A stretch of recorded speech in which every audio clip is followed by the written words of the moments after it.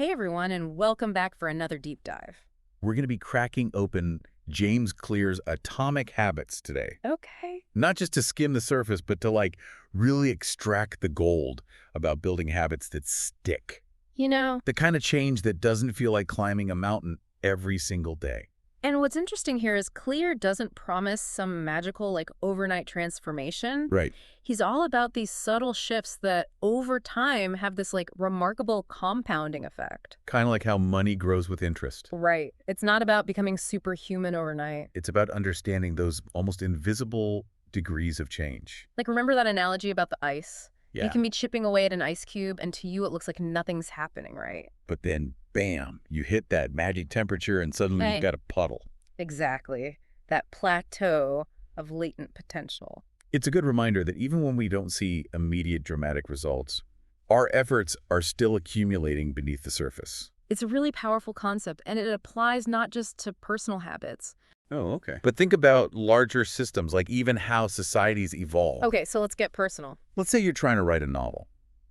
A lot of us have that dream, right? Yeah. But how do we actually make it happen? Clear Care argues that lasting change starts with who we believe we are. Our identity. He says, behavior that is incongruent with the self will not last. So if you see yourself as someone who watches Netflix more than they write, Well, forcing yourself to sit down and write every day is going to feel like an uphill battle. because deep down it clashes with your own self-image, Exactly. It creates this internal conflict. this cognitive dissonance. Right. So instead of just saying, I'm going to write more, ask yourself, what kind of person writes a novel? Is it someone who finds joy in crafting stories? Someone who's dedicated to honing their craft, even when it's tough, Exactly. and then start embodying that identity in small ways. Okay. Even if it's just jotting down ideas for 5 minutes a day. Each action is like casting a vote for the type of person you want to become. I love that. Every action is a vote for your future self. And those votes add up. It's not just motivational fluff. There's actual psychology behind this. It's about self-perception theory. Okay. The more we act in a certain way, the more we start to believe that's who we are. So those small wins aren't just about making progress on the novel, They're about reshaping how we see ourselves. which in turn makes us more likely to keep writing. Precisely. It creates this beautiful feedback loop. Of positive reinforcement. Yeah. It's powerful stuff. Okay, so once you've got that identity piece somewhat figured out, Clear says there's this 4-stage pattern to habit formation. cue response. He breaks it down like this. You get a cute, like seeing your phone first thing in the morning, Then comes the craving maybe for that quick hit of dopamine, which leads to the response. scrolling through social media. And the reward. Well, that feeling of being connected, even if it's fleeting. It's such a simple framework. But it's incredibly helpful for diagnosing why we struggle with certain habits. Like if you're trying to cut back on social media, but you keep waking up with your phone on your pillow, Yeah.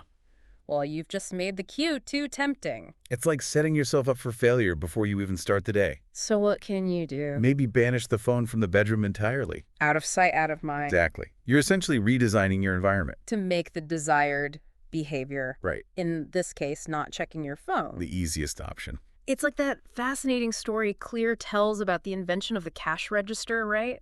Right. Before the cash register, employee theft was rampant. Because it was just too easy to pocket some cash. But the cash register made stealing much harder. Automating ethical behavior. Wow. And it wasn't about changing the employee's morals. It was about changing the system, So instead of relying on willpower alone, which, let's be honest, can be pretty flimsy. we need to create systems that support our goals. If you design your environment strategically, Those good habits become almost automatic. so if our hypothetical novelist wants to write more, What kind of cash register moments can they create? oh, there are plenty. Maybe it's setting up a dedicated writing space that's free from distractions. Or it could be as simple as putting your phone on airplane mode while you write. It's about making those good habits easier and those bad habits harder It's like you're kind of like tricking your brain. into making the better choice, right? Exactly.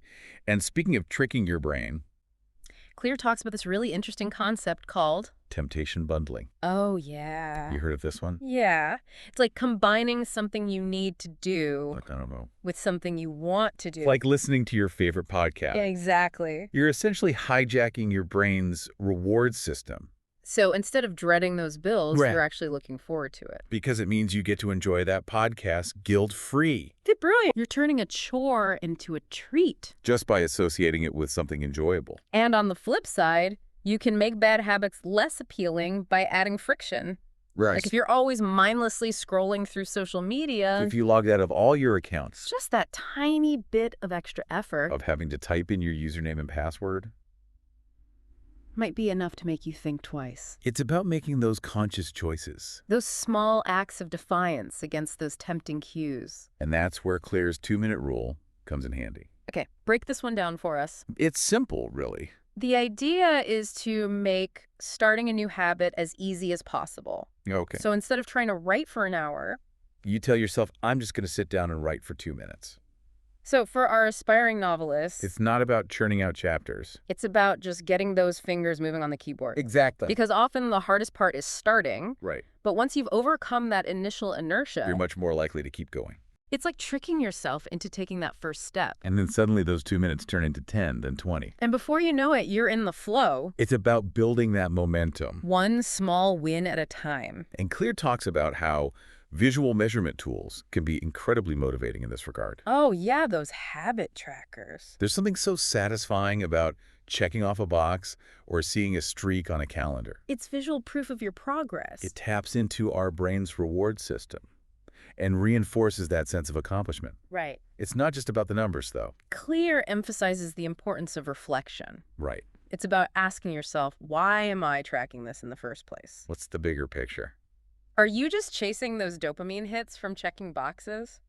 Or are you actually moving closer to your goals? Exactly. It's about aligning your actions with your values. With your overall vision for your life, Yeah. it's easy to get caught up in those metrics and lose sight of what truly matters.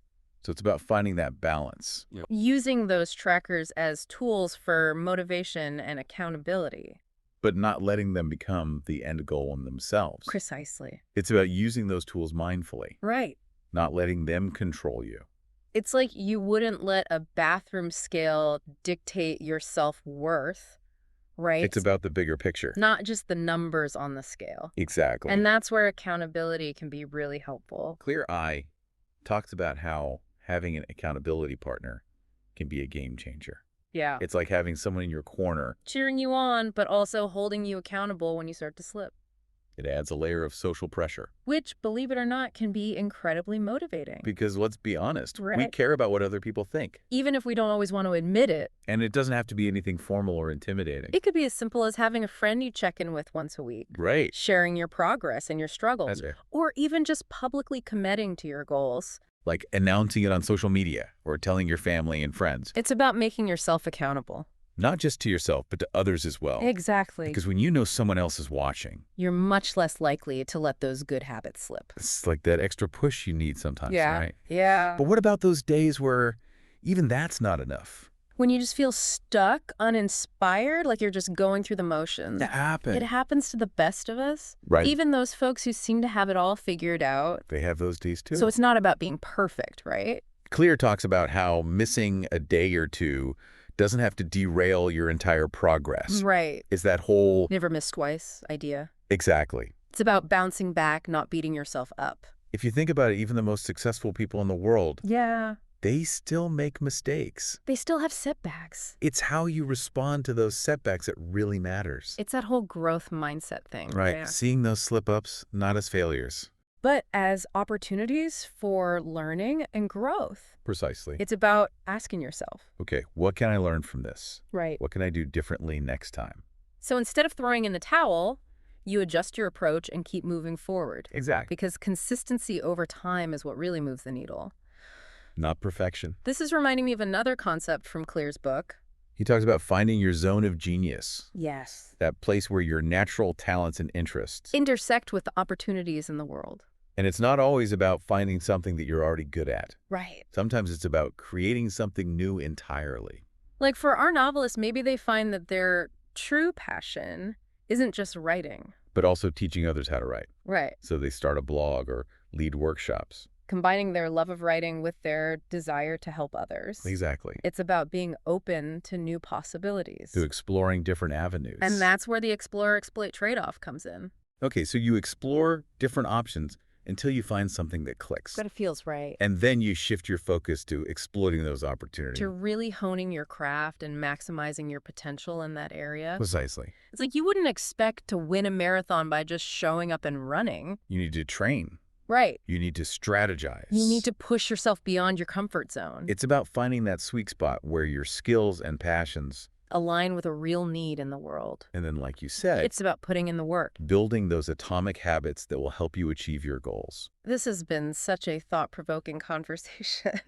Any final words of wisdom for our listeners before we wrap up this deep dive? Remember, building lasting change isn't about finding some magic formula. Or relying on willpower alone? It's about understanding the science of how habits work. Right. And then using those insights to design an environment that supports your goals. One small step at a time. So well said.